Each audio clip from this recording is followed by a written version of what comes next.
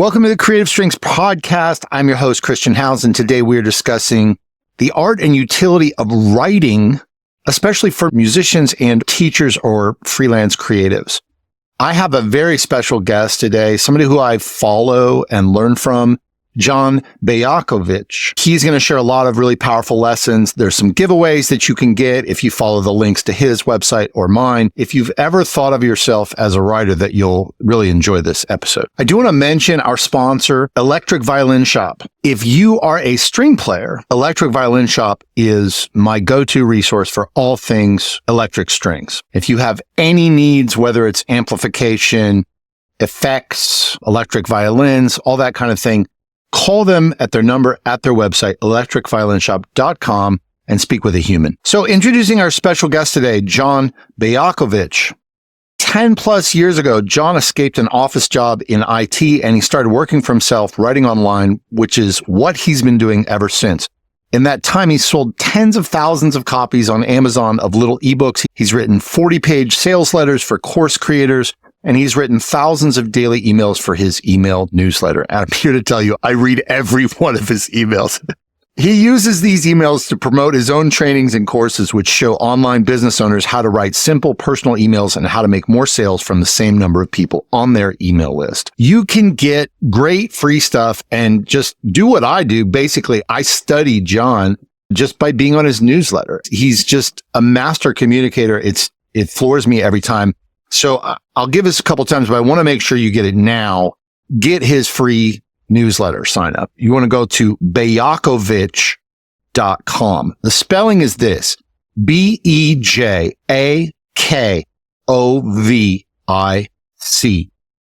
Bejakovic.com. John, welcome. Thank you, Christian. Thank you for having me. I'm very excited actually to be here and to be talking to you. And you're here from Barcelona, is that right? Yeah, that's right. I've been living in Spain for a little over 2 years. I'd like to ask you about a few applications of writing. I'm assuming that we're coming at this from slightly different places since I'm a musician, but I'm taking a leap here partly because I respect you so much and learn so much from you and your newsletters. Obviously, it's extremely important for my business, but it feels important to me for other reasons. A few applications of writing for musicians, teachers, and or freelance creatives. This could include social media marketing, email marketing, as well as what I would call teaching hacks and or the personal, psychological, artistic benefits of writing as a practice. Let's start here. There's a lot of marketing experts talking about the power of sharing personal stories in your marketing, including in your emails and social media. What's your take on that? So my take is a little bit contrary because I feel that definitely there's a lot of value to having stories. I don't know what your experience has been, but I've also been on the internet and I've been exposed to people's stories that are extremely personal and that seem to go nowhere. And I would say that it's a kind of personal story, which is definitely very good from a communication perspective or from a business perspective of trying to get people to get closer to you, to want to buy from you. But then there's also stuff that doesn't really do that. And I think if you think maybe about not even stuff online, not even businesses, but if you're thinking about your friends, some of your friends tend to be maybe very good in terms of telling stories and other ones tend to ramble and talk about stuff that's extremely personal, but doesn't seem to go anywhere. And I feel that a lot of the same happens on the internet. And so I think that there is value in storytelling, but I think that there needs to be a purpose to it and people need to be aware of what they're doing. And one purpose can be simply to get people to know you better. And I think if that's why you're telling a story, make that connection with people. I think that can be valuable. But there can be lots of other reasons why you tell a story: to get a certain idea across, to overcome a certain inhibition or objection that people might have. And I think personal stories are great if you're using them for a purpose. That would be my kind of caveat to that. I think that I would encourage people to tell personal stories, but to tell them with a kind of goal in mind rather than just thinking, I'm going to talk about what happened to me today, and that is going to win me lots of fans, and that's going to get students into my classes and things like that, because in my experience, it doesn't work that way. Now, that's fascinating. Thank you. And that actually really resonates with me. And I can imagine that it resonates with a lot of my followers because a lot of them are just trying to a lot of musicians and teachers, they're trying to promote or connect on social media. And so this isn't just for emails or for business purposes. It's for getting followers or getting people to come to your shows. That's really fascinating what you said to me, because I've thought a lot about this idea about where is the line where sharing becomes oversharing. And there's a couple things that I've heard, one from Brene Brown, actually, that I thought was really powerful. And she said, people have to earn the right to hear your story. Like we don't want to share something that becomes traumatizing for us. Like I've done this a lot where I've shared things that were traumatic for me and then re-traumatized myself because I shared too much or with the person for whom it wasn't relevant for. But what I hear you talking about is relevance. If you're going to share a story, why is that relevant to your reader, and how are you connecting it to something that you want them to understand? That's exactly right. I think one really good way to think about it is that even though you're sharing a personal story, that your personal story is not really personal in the sense of it should be something that your audience can identify with. In the same way that, when we go to the movies and we're watching, I don't know, Bruce Willis in Die Hard, there is some part of us that wants to identify with that guy. And the most successful movie characters, the most successful book characters out there are the ones that in some way people can identify with. And if you're telling a story, the real purpose of that story is for people to be able to say, that sounds true to me. And that's something that I've actually experienced on some level.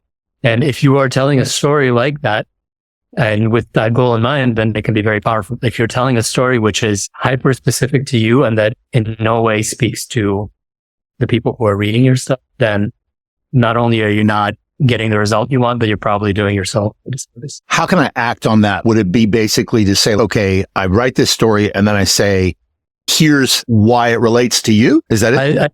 I think that's definitely one good approach. I tend to collect lots of stories, and because when I say stories, I feel like a lot of people, I want to reassure anybody who's listening.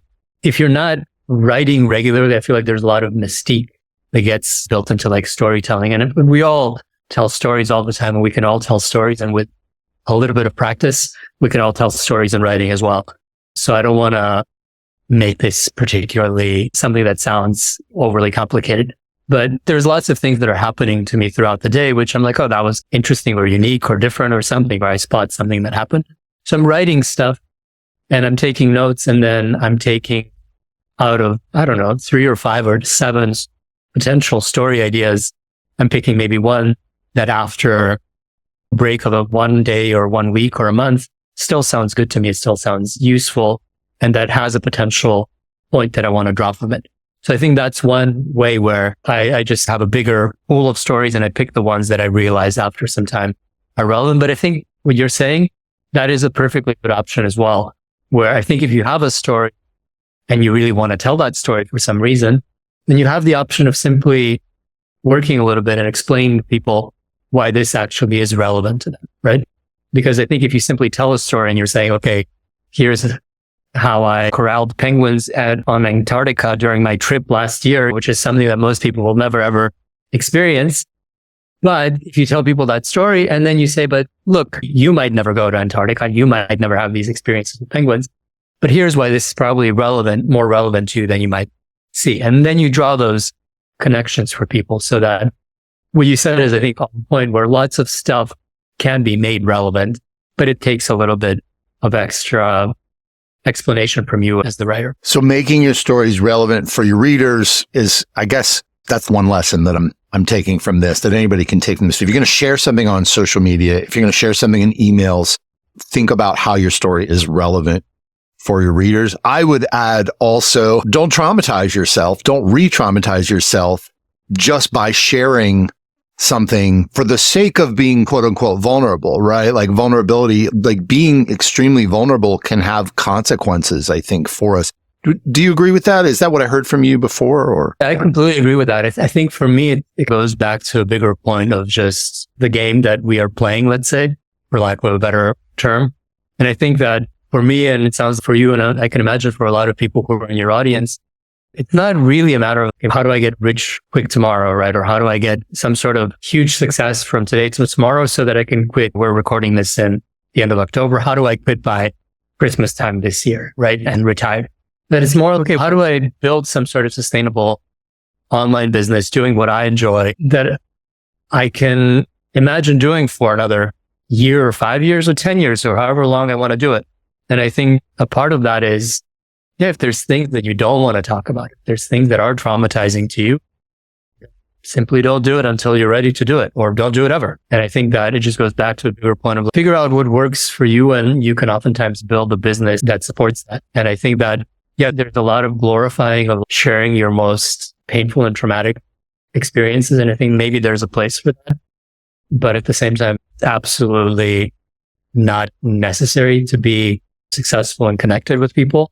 Right. And like you say, it can be harmful, right? If you put yourself out there, if you get re-traumatized, if you're doing it to people who maybe don't appreciate that, who don't know you well, or criticize you in some way where it additionally piles on some negative feelings on top of the trauma that you re-experienced, none of that is great. And I think that the business payoff of being like, oh, people are going to love you because you've shared your deepest wounds, I don't think that's worth it. Yeah. Thank you. Okay. So second question, say that I or one of my listeners is just getting started with I don't know if they're just getting started with their online music business, but maybe they're just considering investing a little more in this sharing on whether on social media or in email. And I would say even if people are making videos, if they're putting photos on Instagram, there's an aspect of writing, it occurs to me, that is involved because you're trying to tell a story. So there's words. And let's say they've got an email list and or a following on social media. What's your number one piece of advice for writing emails or social media posts so that people actually read them and act upon them? Yeah. So I guess I will speak more to the email side. And I think probably this translates to any kind of communication, but I know I'm not really on social media, and I know that different social media platforms have their own algorithms that promote certain kinds of content. So take the social media part with a grain of salt. But I think in terms of email and in terms of communication in general, what I see a lot, and I could imagine that a lot of people who start maybe writing emails, is that they tend to make their emails, let's say, transactional, and not necessarily transactional in the sense of, okay, here's your bill or here's this offer that I have. But even if they are, I think a lot of people think that they need to teach in email, and that's true, except that what people think involves, let me take a step back and make this clear. I think people tend to be very dry in their emails. And that's my number one piece of advice, is to package up what you have to say, whether that's a sales message or whether that's a lesson that you want to share, whether that's a highly technical teaching point that you want to get across. Realize that teaching isn't simply about throwing information at people and hoping that somehow it penetrates into their head, right? So that teaching is about being, let's say, likable. It's about inspiring people. It's about presenting information in a way that is manageable, that is interesting, that makes people say, okay, I understand this. And not only do I understand it, but I actually want to act on this. I want to try and do this, right? And the way that, so that's the bigger picture. The way that you do that specifically, I would say in email, and let's say more broadly in any kind of effective communication, is things like stories. But stories aren't the only one. I think it's simply making things a little bit more fun, a little bit more casual, a little bit more personal, a little bit more colorful. That doesn't necessarily have to mean that you're throwing images to your email, although I guess you can. And I think if you're on social media, I guess that's going to be more normal. But the main point is that, yeah, you want to make it fun, and you want to make it like, there's a guy, I'm not sure that your audience is going to know who he is. His name is Ben Settle. He's a guru when it comes to email marketing. And he pulled out an analogy from, I think, Mike Wallace on 60 Minutes, where he said it was like, I forget exactly what it was, but it was like a broccoli that was like wrapped in a hot dog or something like that. So it's something like broccoli that tastes like hot dog. So basically you do want to have that core of something that is good for you and that's valuable, but you want to put it into a little chocolate coating pill where it goes down easy. And that would be really my number one thing, of just keeping that in mind, of the value that you're giving isn't necessarily just being like, okay, well, buy my product because it's super valuable, or here I'm sharing this really useful technique with you, I've had to study hard to learn this valuable lesson, and now I'm giving it to you, and I expect you to appreciate it. People won't appreciate it unless you put that chocolate coating around it. And that's really the main thing that I advise people to do. That's great. That reminds me of something I've heard from teachers before, which is like the idea of a compliment sandwich, which is, hey, you look nice today. Or that was a good, you have really nice intonation, and maybe you could pay attention to your bow arm a little bit. It sounded great. Let's hear it again. It was like compliment, constructive critique, and then compliment sandwich. That reminds me of the broccoli hot dog or whatever. And I'm interested in your take on this, but I know you're saying that you're speaking more to email, but I'm thinking what's coming up in my mind is like YouTube. Like I think it only occurred to me like maybe in the last year or two, as embarrassing as this is, that like good YouTubers write their videos. Like I have over 1,000 videos on my YouTube channel, but I didn't really think of that. Like most of them have always just winged it. And so why wouldn't this apply just as well to YouTube? I just want to ask you, because you're saying caveats around social media. Sure. Honestly, I would say that in terms of YouTube might be a very direct application of all of this stuff. Because I think if you are on YouTube, especially if you're doing something like basically just speaking to the camera and sharing a lesson, I think it can very much function the way that the emails that I write, that could in some way be exactly how you structure a YouTube video. And I think what you're saying is absolutely right, where you can write it, you can have an outline, or you can even do it word for word. And I know that some people, if you see, they are maybe reading this, but I don't think you want to keep that naturalness. I think maybe just having a structure of what you want to say and the points you want to make, I think that's good enough without having it be word for word. And what I meant more was, and I'm not sure which platform your followers or your students might be most on, but things like Instagram and Facebook and so on. I know that on those platforms, it's a unique kind of algorithm, and it's less about, you might even have followers, but those followers aren't necessarily going to see your content because the algorithm is somehow prioritizing stuff, and because there's just simply so much stuff coming up. So that was the caveat.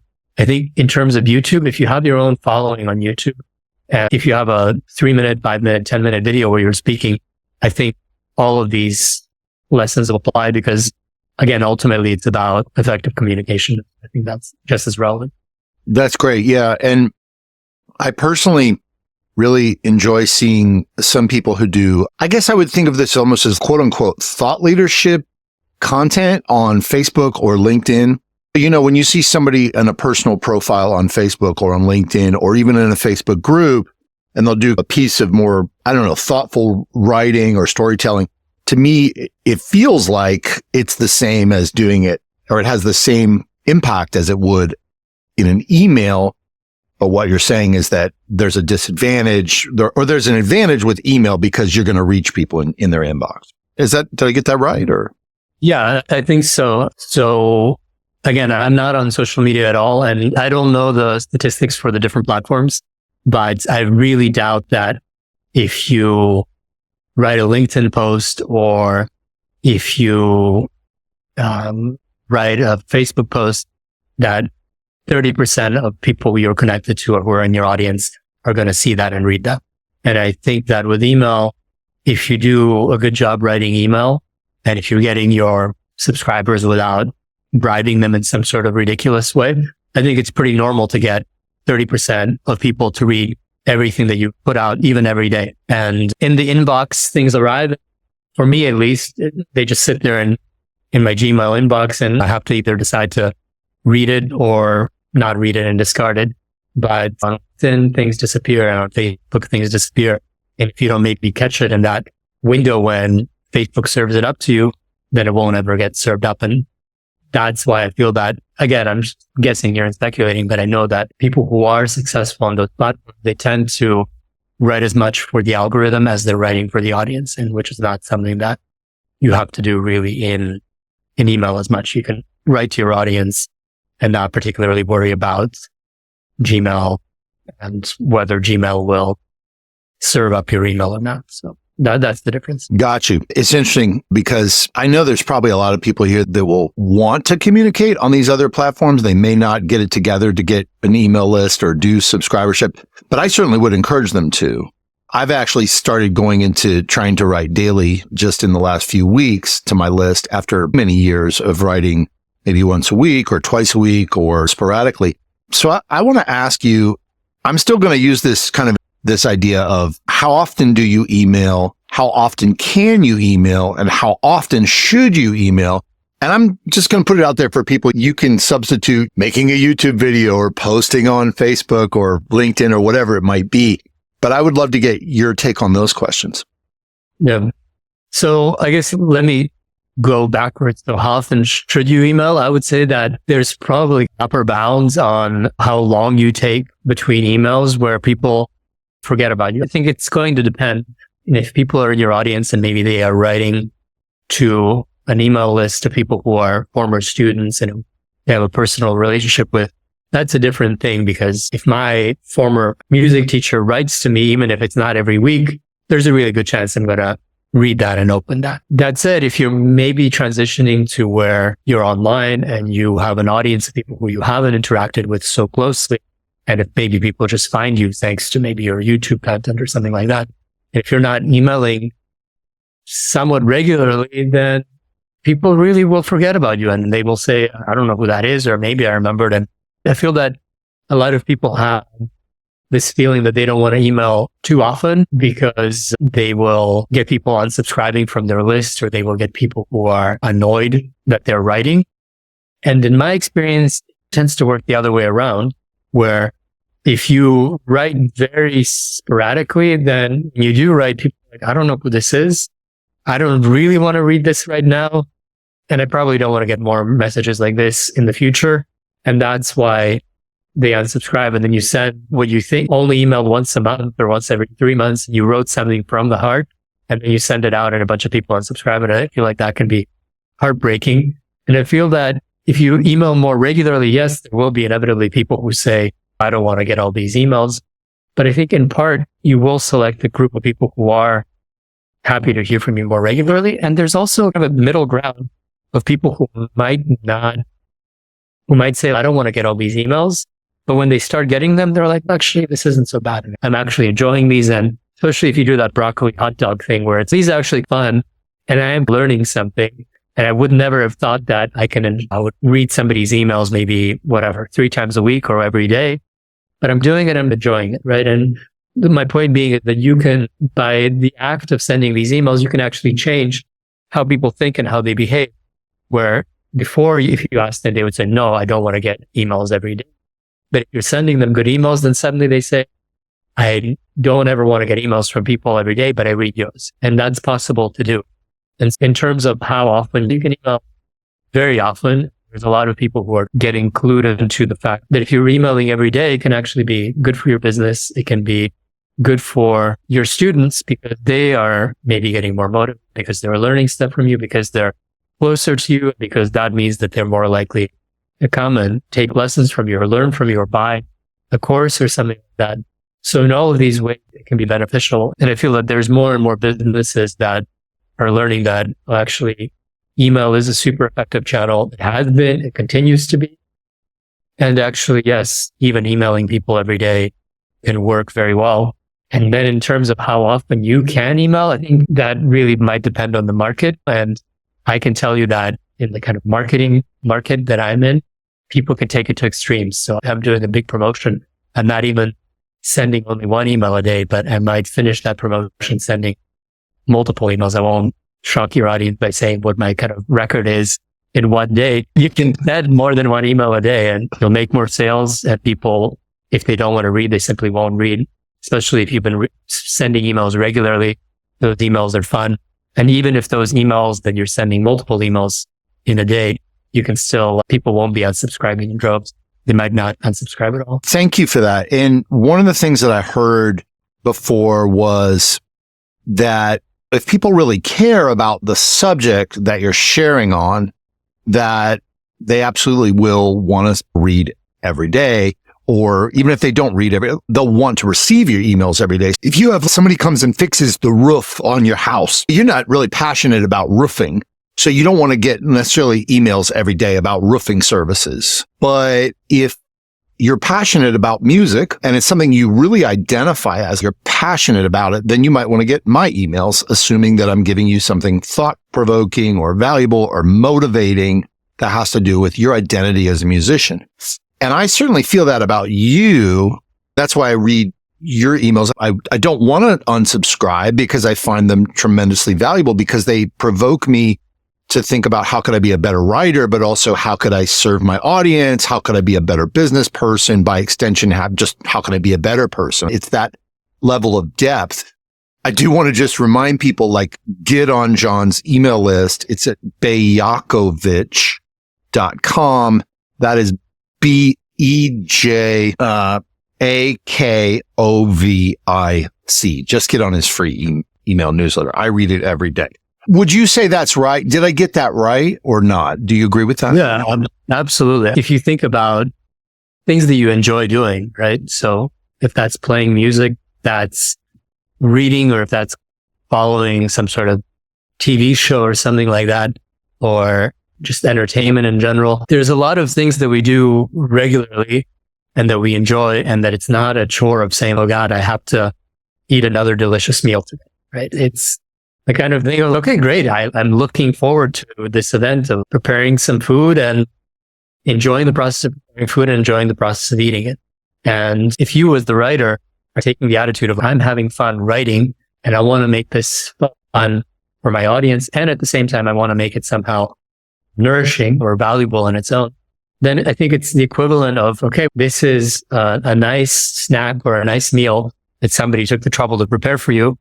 Maybe you're not hungry at that moment, but in general, are you going to be offended by the fact that somebody offered you something that they prepared with care and that is good for you and that is colorful and delicious? I don't think so. And I think that's the way to think about, in general, not even just email, but communicating with your audience very regularly. That brings up another thought for me, which is the tremendous psychological resistance and fear and anxiety that I have often felt, and that I believe that most people who are not narcissists feel about offering their services.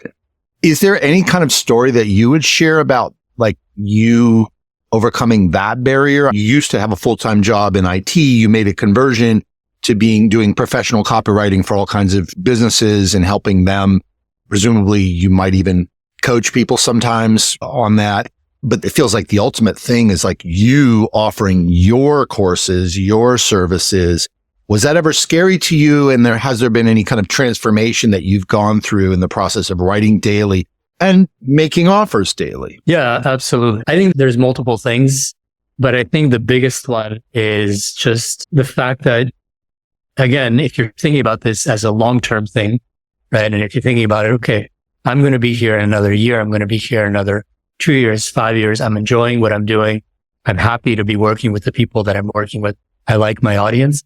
Then I understand that people might be in a rush to get their business going, but at the same time, you can take things incrementally.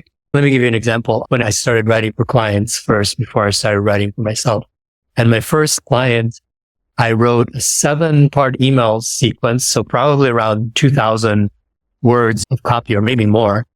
And it probably took me 5 or 6 days to do. And I did that for $5. And that was how much I got paid, right? That was the first job that I ever had as a professional copywriter.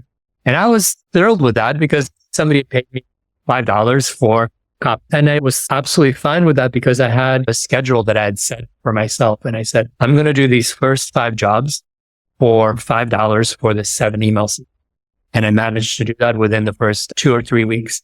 And then after that, I said, okay, from now on, I won't charge $5 anymore for the entire 7-part email sequence. I will charge $5 for a 3-part email sequence and more for a 7. And I kept doing that over and just having this incremental schedule where I went from charging $5 for 7 emails to charging $5 for 1 email to charging $10 per email, to the point where I was charging $150 per email, then $200 per email. And it was a very gradual progression. And yes, at every step of the way, there was still a little bit of resistance of basically saying, I don't feel great about making this leap, but I think it was very much easier to go from saying I'm getting paid, I don't know, $20 per something to I'm getting paid $25 per something. And I think the same attitude goes for making an offer online and selling yourself. So I think that you can take things very gradually and you can sell for maybe less than really you deserve because you know that you're going to make the same offer the next time and that you can increase the price if it goes well. You can maybe make an offer to people that you know are almost sure to say yes instead of maybe making the offer to your entire audience. So people who really like you, people who have already said that they want stuff from you and you can contact them directly rather than maybe saying to everybody, do you want this thing? So contact people and talk to them and get that kind of feedback and just take it very gradually. And then if it works with them, then you can branch out and send out an email to your entire list. That's a big part of what's worked for me is simply taking the pressure off of myself and realizing that, yeah, maybe there's people out there who are selling $20,000 masterminds. In theory, maybe I could do the same and I know the same stuff that these guys know, but I don't necessarily feel comfortable launching something like that. I'll be like, okay, let me do something much, much smaller. And if that goes well, then in 3 months, I can make it a little bit bigger. And in 6 months, I can make it a little bit bigger. And again, within a year, you can make a huge transformation and do it in a way where, again, going back to what we were saying earlier, doing it in a way that's not traumatizing to you personally and that you can stand and that allows you to stay in it for the long term. That's beautiful. One of the things I hear in that is the idea of a ladder of yeses or something like this. But I think when sometimes with people are uncomfortable offering a service or a product in exchange for money, that there are other things that you can offer that are less fear-inducing, like it might be raise your hand if you're interested in this thing or reply to me if you have thoughts or if you'd like to have a conversation. Would that be an example of just ways to take the pressure off and build up? I think that's a great thing. In my emails, lots of times I'm not necessarily saying, okay, here's a course, go buy the course. But I'm doing exactly what you just said, where I'm trying to gauge interest. I'm trying to get engagement. I'm trying to get people to tell me if they like an idea or if they have a problem or what they would like. And people reply to my emails. I reply to them. It becomes a conversation. And it's very illuminating in terms of what people need. And I had some brilliant marketing idea. And it turns out that it's not a brilliant idea. Nobody really wants it. But then my audience tells me actually what they would like or what their real problems are. And that gives me new ideas. And I think and it becomes much, much easier to do what you said, where you say, are you having some sort of a problem? Or what is your biggest? People reply, you have a conversation, and then you say, would you like some help with that? Or how can I help you with that? Or what would this work? And then you can have that interaction with people where it gives you much more information. It's much more useful than simply maybe coming up with an idea, creating some sort of a course that you think will sell, sending out an email and realizing that nobody's buying and you don't really know why anybody's buying because you didn't necessarily go through this back and forth process. Everything that you said, I think, is spot on. It's great as a way of psychologically making it easier for yourself, but also even if you get to the point where you don't maybe have that resistance to selling or making offers, I think it's still great marketing advice. Thank you. I'd love to transition to talk about some things related to teaching, writing, and using email as writing. But I just want to make a comment on one of the things I admire so much about you and what I imagine from reading your daily emails, that there is some kind of ascension to a higher level of authenticity and alignment that is possible for me as a writer if I model the actions you have taken. Because I feel that from reading your emails, I feel like you found this way to really share yourself in a way that has a lot of integrity with me and all your readers, while you're also offering us the chance to do more with you. Just essentially such a thing that's so scary for people, for myself included, and for anybody, whether you're sharing yourself on social media or on emails or on YouTube. It's just this, it's like being in high school and going to school every day and being like, how can I be popular? How can I have people like me? Versus I'm going to be myself. Authentically be myself. And sorry, it might not seem like the most business savvy thing, but that's what's really interesting to me. We all want to be comfortable in our skin, and we also want to find our 100 or 500 or 1,000 true fans that we can connect with in order to create a sustainable future for ourselves. Yeah, I completely agree with that. And I think that whether you write daily or whether you make a habit of writing a few times a week, or whether you're creating some sort of other content, even if that's a YouTube video or anything else, I think that regular practice, or at least that's the way it's been for me, gets you to that place where you are putting out some sort of stuff out there, and eventually it becomes your own unique ideas. I think in the beginning, maybe it's inevitably going to be, what am I really going to write? Or maybe rehashing something that you've heard elsewhere, or, it takes a little bit of time to filter out all of this stuff that's in your head. But eventually, just the very practice of regularly writing forces you to have a stance or forces you to have ideas. And I think that's something that is very valuable, I think, internally, because it's like an enjoyable process to have new ideas in your head. But also it's doing exactly what you say, where it gives you a certain standing and people see you and people connect with you, and they either identify with what you're saying or they don't. But it gives people a clear idea of who you are. And there's always going to be that core of people who do identify with you, and those people will want to work more with you in some way. Yeah. And the reason that I've been able to get to know you, one of the people that I admire, like a teacher, it was because you put in one of your emails, reply if you're interested in this subject, or tell me what you think. And that was how I was able to have a conversation with you. And then our relationship was able to grow in the sense that I could even bring you on this podcast, which is amazing to me. By sharing through writing, like, we can actually develop all kinds of relationships with all kinds of people. I want to transition into talking about really particular applications of this that I personally am excited about for teachers. But first of all, reminding people, you can go to .com and get on John's completely and incredibly valuable email newsletter. And the spelling for that is Bejakovic, is Bejakovic. I'm also going to put up stuff at christianhouse.com/writing, where we will share some of these things. One more time, I want to personally thank our sponsor, Electric Violin Shop. Go to electricviolinshop.com. Get their phone number, call and speak with a human during business hours. They are a employee-owned cooperative company. I've been friends with them for many years. I'm so grateful to them. A human will speak to you and answer all your questions about all things electric strings. They are the people. Okay, so let's talk about teaching applications. I'm going to share a quick story about Austin Shelso. 4 years ago, he was a full-time middle school teacher. He wanted to do more for his school classroom. And I said, look, you can do so much with email. And one of the things we do with email, because I know that especially in an orchestra classroom, like, parents, they don't know what's happening in an orchestra classroom at school, right? It's not like math class or whatever else. People think of it as this elective. And I said, you could send emails to parents throughout the year.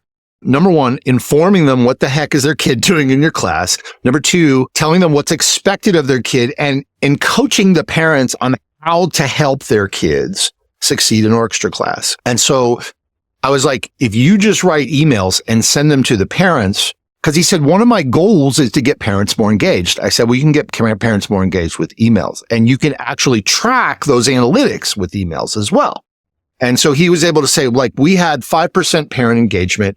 And by the end of the year, we had 85% parent engagement. And the way he knew that was because parents replied to emails, or they clicked on links, or like whatever. Also, so through these email campaigns, and I said, when you write these emails to the parents, save them. And next year, you're just going to send the same exact emails. I think that's a great story, from 5% to 85%. And yeah, it can be really simple. And again, I think that's like a really interesting application, because a lot of time in my world, it's more about, okay, how do we position ourselves, or how do we stand out in the marketplace, or how do we convince people to buy from us? But I think this is a brilliant example of, okay, people who really want to hear from you, and using this reliable medium of communication that everybody pretty much has. And I think that's absolutely great. Other thing is, you can have basically a course or a cohort course that's delivered week by week. And that is basically maybe what this was, where every week he was coaching parents of how to make their kids more successful in orchestra class, and explaining to them what was going on, and doing all the other stuff that we really talked about. And by the end of that, that became a valuable thing. And the next year, you press a button and it happens automatically. I've done something very similar, where right now I have a course on my website, which costs $1,000. And it's a standalone course on my website. But the way that it started was, I got maybe 15 kind of beta testers, people from my email list. And the way that I created the course was sending them an email every day.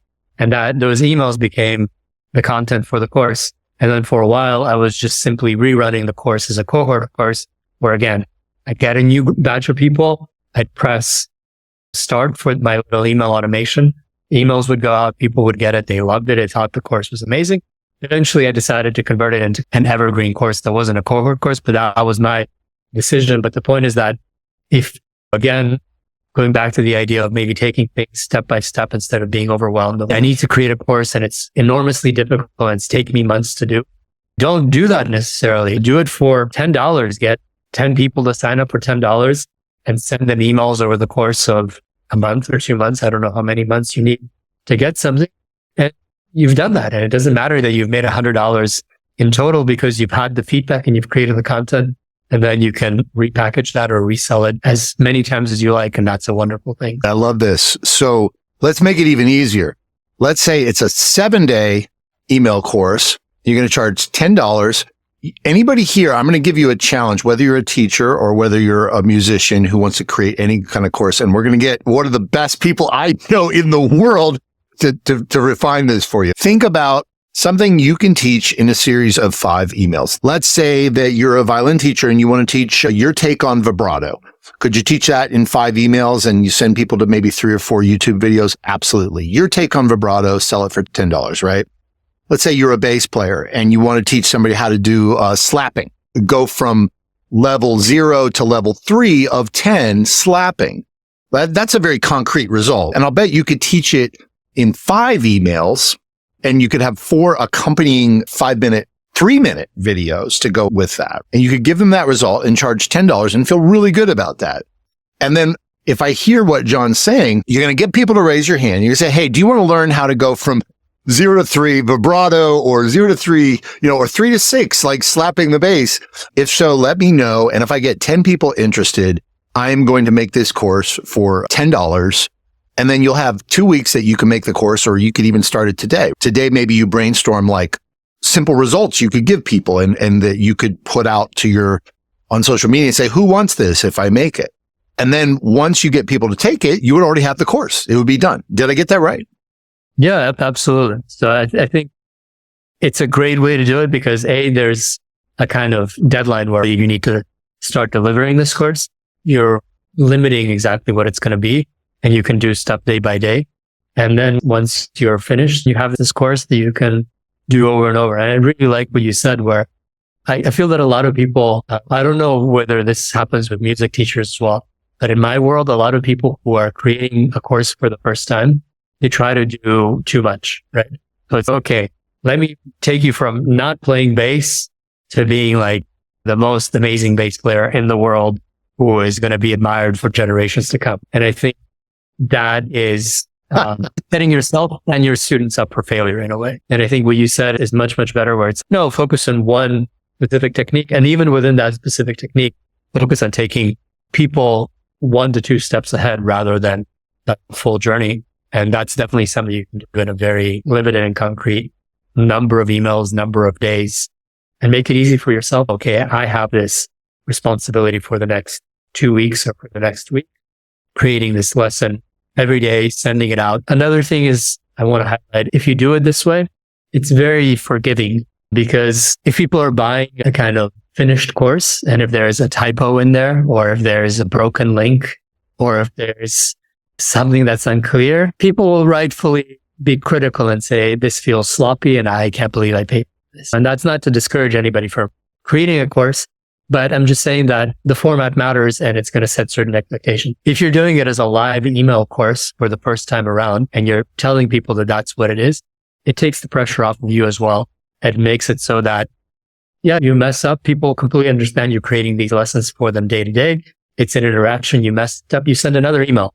It's completely flexible and you can correct right on the fly, and there's no harm, no foul. And people are unclear on something, you follow up and you make the course better, and then you can clean it up at the end and have your 100% perfect course. There you have it. There you have it. The challenge to everybody here, if you brainstorm some ideas about the courses you could make if you want to, and reach out to us. send an email to either of us and get our take on it. So 2 other questions about teaching. One, or actually just shares, I should say. One is about the use of email drip courses, we'll call it, or sequences for onboarding. And the other is the role of teacher as a reminder or motivator, because I think these are really overlooked. So onboarding, the way I understand it, well, it's kind of like the example I shared with the middle school orchestra, right? It's like, welcome to orchestra. This is what to expect. And here are all the communications you're going to need throughout our year to get the most out of this experience, right? Here's the schedule. Here's the information. Here are the rules. Here's how to get the most of it. Here's extra resources. This is onboarding. And I would argue that onboarding, I guess I would ask you, doesn't onboarding have other applications besides just sending someone a course? Let's say you're a musician and you're inviting people to your show. If they come to your show, should you then send them an email afterwards to be like, hey, thanks for being at the show, or wasn't that a great experience?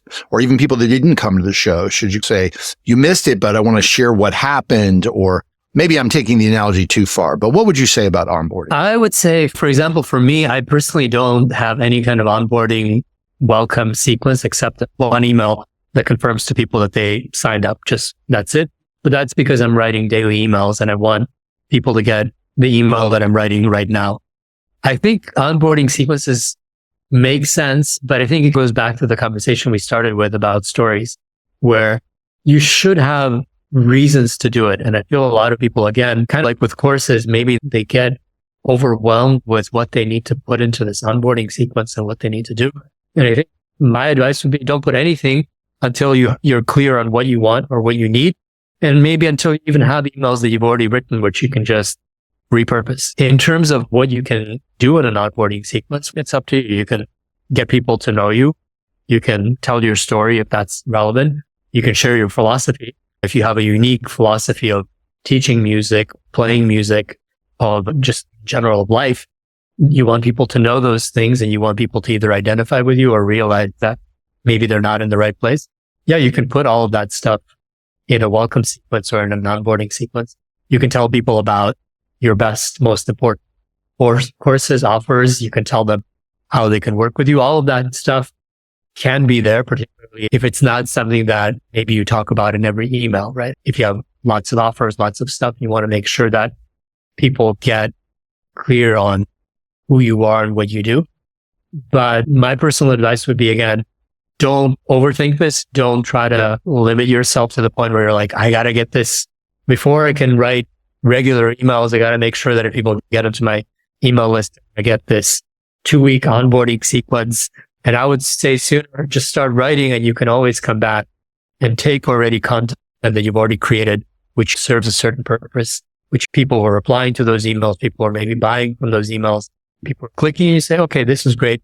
This served a purpose. Let me put that into kind of an autoresponder onboarding. Very fair. Thank you. Maybe I'm mixing this with the last subject that I want to talk about, which is the importance of reminding, inspiring, and motivating people, which I think is an important functionality of teachers, because I think a lot of times as teachers, we think, okay, we just have to tell somebody how to do something and that's our job. But really it's not. We need to motivate people and remind them constantly to take action. And in fact, one of your trainings, the way I understood you described it recently, I think is called third conversion or something like this, which I think you described it as how to get people to consume or how to get people to take action. And maybe I'm confusing that with onboarding. But what I find as a musician is that, and with my newsletters that are sent, that I often get people that write back to me and they say, oh, thank you so much for sharing this. I wanted to hear this, because I'm thinking in my mind, what's going to get them to pick up their instrument and practice? If this person that's reading me is identifying as, I care about music, I want to be a musician, doing music is important to me. It doesn't mean you're advanced at it or you're good at it. Just like for me, identifying as a writer, like I really want to be a writer. And that's part of why I read your stuff every day, because it brings it into my mind all the time. Ooh, I want to be a writer like John Bejakovic. It just inspires me and it reminds me. I think there's people miss out on this. And part of being a teacher is reminding people and inspiring people and motivating them in a loving way to do the thing that they have decided they care about. Like we all need reminders, right? What would you say about that? This will be my final question. I appreciate you spending so much time with me. No. I think this is a great way to end because, again, I think this goes back to that thing that we talked about earlier of like my number one kind of piece of advice for writing emails. And it's exactly this thing that you said. So it's writing or having emails or teaching people in person is not simply about telling them how to place their hands in some sort of configuration on the fretboard or whatever it is. It's about somehow communicating that in a way where it actually has a chance to get into people's heads. They allow that idea to come in there. And then once it's settled in their heads and once it actually means something to them, that they're willing to act on that. And I think that you're absolutely right. That's kind of the purpose of emails as well. To me, the way that I look at it is email is an opportunity, or writing in general is an opportunity to teach, but teaching in this much broader sense of not just, okay, how do I communicate the theory of what it is that I'm doing, or how do I communicate the technique of what it is that I'm doing? How do I get people interested? Exactly like you said, how do I get people to self-identify, to be self-motivated because they think of themselves as people who love to play music, because they think of themselves as people who love to practice because that's how they get better, right? And how to get people to deal with moments of frustration, of boredom, of laziness, how to overcome, let's say, self-sabotage, how to do all of these things, which really are very separate from the technique and from the theory that you might be teaching, right? So there's this entire bigger thing that you're really communicating, and there's a kernel of a specific technical knowledge, but it's got to be surrounded by this stuff where people are like, you know what? Christian is a great teacher, and it's not because he is technically the most proficient. He might be, and I'm sure you are, but it's because he makes me feel like I just want to do this, and I feel great after every lesson with him. I just feel like, okay, this was great, and I can't wait for the next one. And that's what being the teacher, I think, is about. And that's what you can do in person. That's what you can do across a call like this. And that's what you can do in writing. I certainly feel that from you. And I'm reminded of Dr. Shinichi Suzuki, the famous book, Nurtured by Love. And of course, the method that I grew up with and that both of my kids came through, which is really just an idea about creating a nurturing environment for children so that they can be inspired by love and feel love and motivation to play music. That's what comes up for me. The greatest teachers that I had as a child, they reminded all the time. I don't want to say forced, but they really pushed my parents hard. They said, Chris needs to go to this recital. You can't miss this. He needs to go to this camp. You need to come to this, see the symphony next week with Itzhak Perlman. No, he's got to be there. I don't care if he has football practice. This is more important. We remind because we care. And it can be very fear-inducing, but if we come from a place of service, I think we can push through that fear. John Bejakovic, it's really a pleasure. You really are a guy that inspires me every day through your writings. And I'm just so tickled that I've even considered myself to have even some kind of relationship with you. So I promise to never abuse it. Everybody, make sure you go to bejakovic.com to get his free email newsletter. That's Bejakovic. And also you can go to christianhouse.com/writing where we'll have more stuff. Huge thank to our sponsors, Electric Violin Shop. They're the place for all things electric strings. Call them, speak with a human, electricviolinshop.com. John, thank you so much. Chris, thank you very much for having me. This was great. Thanks.